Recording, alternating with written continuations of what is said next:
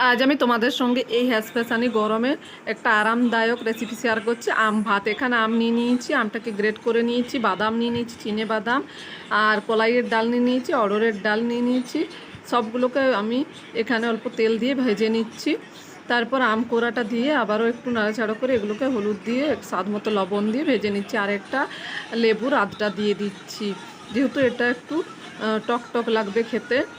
আর এখানে বেশ কিছুটা কারি পাতা দিয়ে নাড়াচাড়া করে মিশিয়ে নিচ্ছি। তারপর ভাতটা দিয়ে দিচ্ছি, ভাতটা দিয়ে আবারও নাড়াচাড়া করে ভালো করে মিশিয়ে নিচ্ছি যতক্ষণ না ভাতটা হালকা ভাজা হচ্ছে, তবে খুব বেশি ভাজার এখানে দরকার নেই ভাতটা। তারপর আমি ওপর দিয়ে অল্প চিনি দিয়ে দিচ্ছি। এইভাবে আম ভাত বানিয়ে খেয়ে দেখো বন্ধুরা, গরমে কিন্তু খেতে দুর্দান্ত লাগবে, পেটটাও ভরে যাবে আর মনটাও ভরে যাবে। আর লু থেকেও তোমরা কিন্তু বাঁচতে পারবে বন্ধুরা, অসম্ভব সুন্দর লাগে। তাই ছোটো থেকে বড় সকলকে বানিয়ে খাওয়াতে পারো। আমি এখানে রায়তার সঙ্গে পরিবেশন করেছি আম ভাত।